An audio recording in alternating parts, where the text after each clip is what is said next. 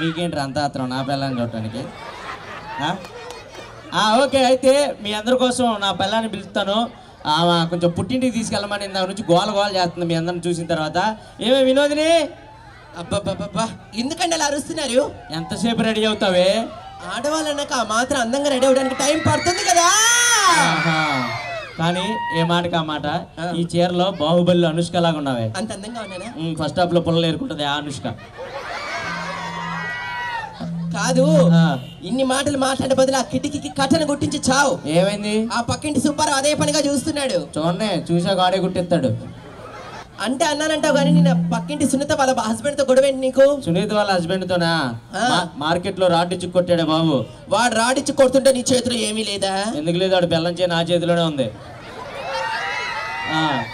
ఇన్ని మాటలు మాట్లాడుతున్నావు కదా, పెళ్ళి ఇన్ని సంవత్సరాలు అయింది, ఒక నగా నట్రేమైనా కొనిపించిన మహవానిది? నగా నట్రా కొనేయడానికి నాదేం కళ్యాణి జ్యువెలర్స్ కాదండి, కళ్యాణి టిఫిన్ సెంటర్. కావాలంటే చెప్పు, చిల్లు గారు పెడతాను. అంతకంటే బడ్జెట్ లేదు మన దగ్గర.